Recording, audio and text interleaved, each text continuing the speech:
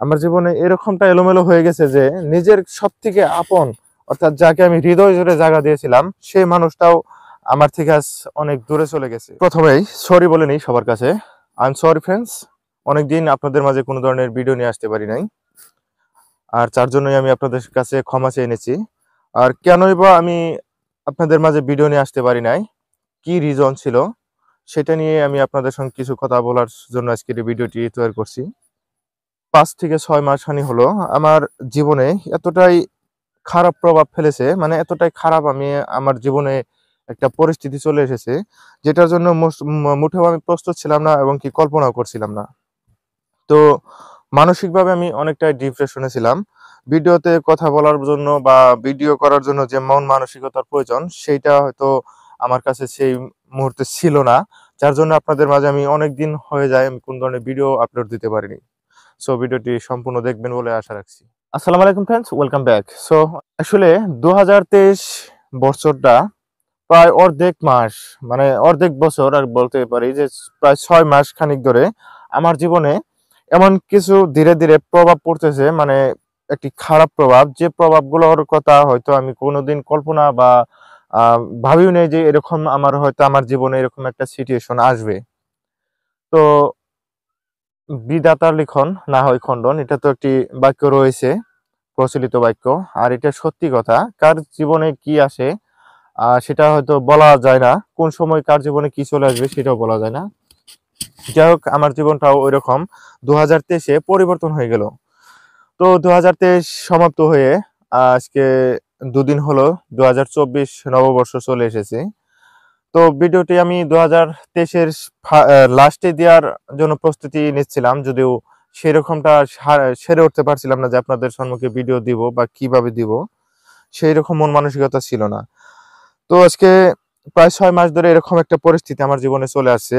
আর এই 6 মাসের ভিতরে লাস্ট 2 মাস ধরে আমার জীবনে আরো বেশি ধরনের প্রভাব ফেলছে, যেটার জন্য নাকি আমি মোটেই মানে এতটাই ডিপ্রেশনে ছিলাম যে না আমার খাওয়া ছিল, না কোনো ঘুম ছিল না, মানে বলতে গেলে একরকম পাগলের মতো হয়ে গেছিলাম।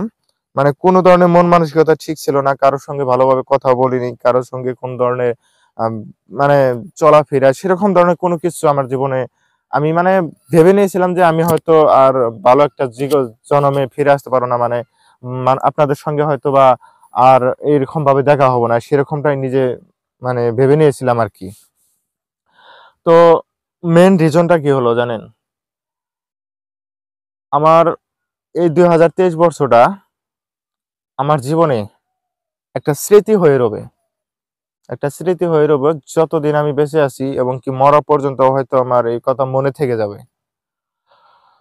তার মেন কারণ হলো আমার, আমি যখন ক্লাস 6-এ পড়ি সেই মুহূর্তে আমার মা পৃথিবী থেকে চলে যায়। প্রায় আজকে 17-18 বছর হয়ে গেছে আমার মা আমাকে ছেড়ে এই দুনিয়া থেকে চলে গেছে। আর সেই মুহূর্তে আমি, সেই মুহূর্তটায় যেদিন আমার মা মারা যায় সেই মুহূর্তটায় আমি অনেক কাঁদছিলাম, অনেক কাঁদছিলাম, যেটা নাকি ভাষায় প্রকাশ করা যায় না।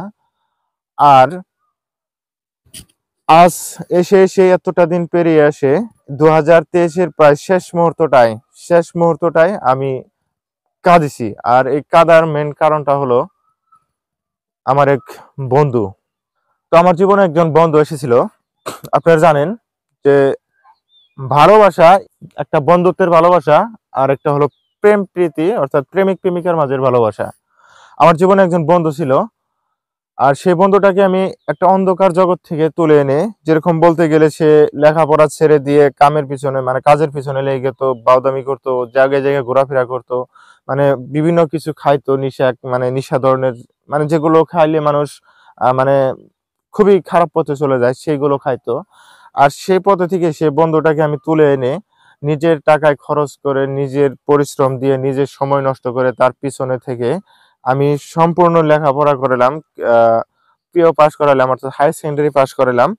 তারপর আমার নিজের বিজনেসের আগে তার আমি বিজনেস শিখালাম, এবং কি সে সেগুলো নেশা করতো, সেই নেশাগুলো সম্পূর্ণভাবে আমি বন্ধ করেছি, কারণ আমি কোন ধরনের নেশা করি না।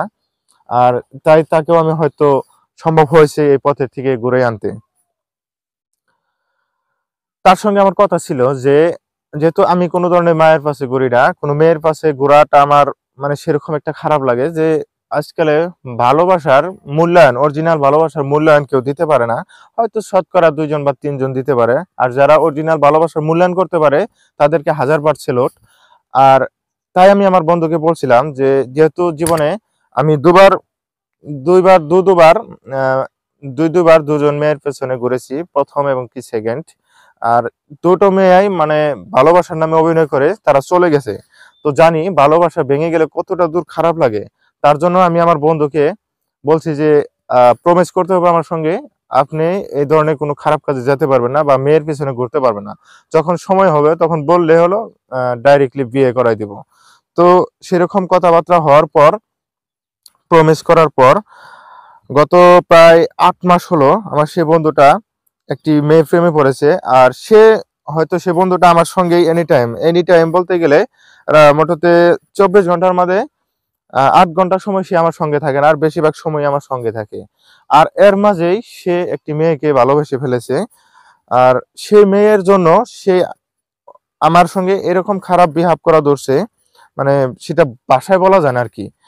তো আমি কথাটা বুঝতে পারিনি। আর তাকে আমি বলছি যে হয়তো যে পরিস্থিতিতে আমি ছিলাম সেই পরিস্থিতি যদি থাকতো তাহলে আমি আর আপনাদের মাঝে হয়তো ফিরে আসতে পারতাম না। এতটা ডিপ্রেশনে চলে গেছিলাম, মানে কি বলবো, আমি নিজেকে মানে শেষ করে দেওয়ার মতো পরিস্থিতি নিয়ে ফেলেছিলাম আর কি।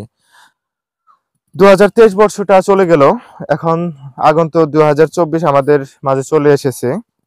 আর এই 2024-এ সবার জীবনে সুখ শান্তি নিয়ে আসুক, সবার জীবনে ভালোবাসা টিকে থাক। বিশেষ করে বন্ধুত্বের যে বান্ধন সেটা যাতে কোনোদিনও ছুঁড়ে না যায়। আর এটা যাতে সারা জীবন জনম জনম ধরে বন্ধুত্বের ভালোবাসা অটুট থাকে সবার জীবনে, এই কামনা করছি।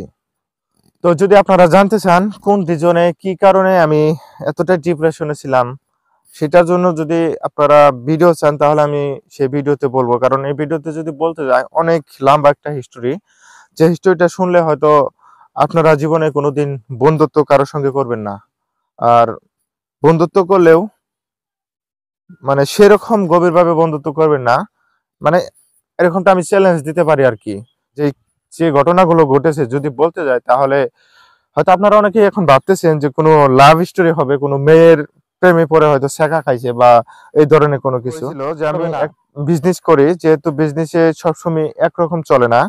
আর যে টাইমে আমার বিজনেসটা ভালো ছিল সে টাইমে দূরের মানুষগুলো আপন হয়ে গেছিল।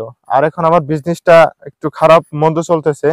আর এখন আমি যেরকম বাড়ির মানুষের অবহেলা পাচ্ছি, সেরকম বন্ধুত্বের থেকে সবাই আমার সঙ্গ ছেড়ে দূরে চলে গেছে।